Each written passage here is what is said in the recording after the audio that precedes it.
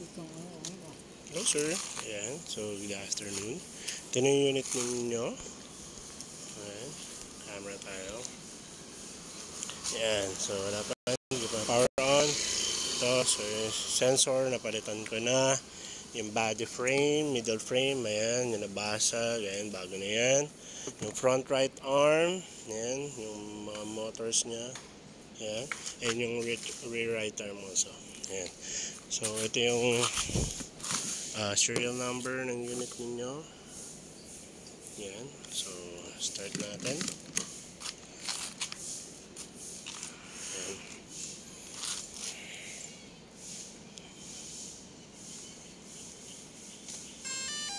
Camera also working. Before, sira yung ano niya, yung camera niya. But now, yan. Controllable na siya. So, let's go back sa ano.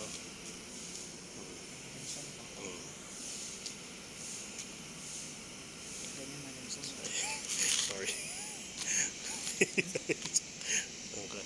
So, mainit kasi sir, sorry. Ayan, so meron tayong home point updated. GPS 13, no error. Ayan.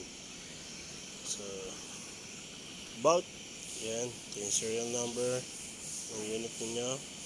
Ayan, okay. So, compass calibration tayo. Calibrate mo dyan. Ayan.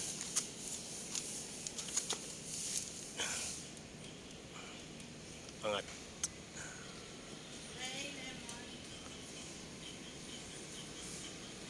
Yan, successful. Wait lang. Mode 2, Mode 1, Mode 3, Mode 4, Mode 6. Lumarap. Mode 2, control mode.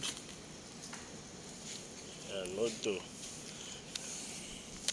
Okay, so GPS, check complete. Yan. Home point updated. RTH altitude, check ko lang, sobrang taas na ito. Ito RTH altitude, babaan ka lang sir ha. Sobrang taas na ito actually. Sir, edit ko na lang tong maximum altitude ninyo kasi allowed lang sa Philippines is 120, pero kung gusto nyo ng 500, nasa sa inyo na po yan. Pero ang allowed lang po sa Philippines is 120 po. Okay? So, gumagana yung sensor. Yan. I-detect niya tayo. Yan. Okay na yung sensor. Stop natin.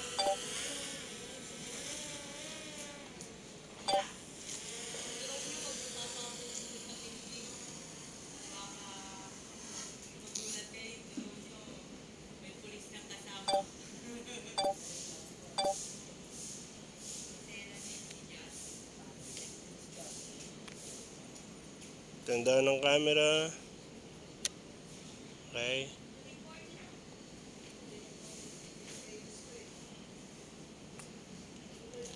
Ayan.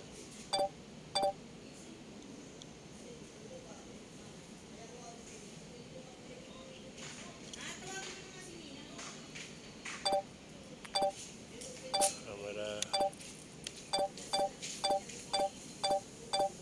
Ba't tumutunog? Sensor rin. So yung sensor, kakalibrate na lang natin yan later. Yan.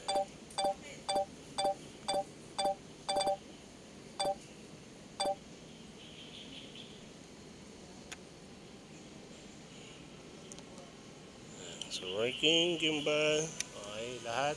No error. Yan.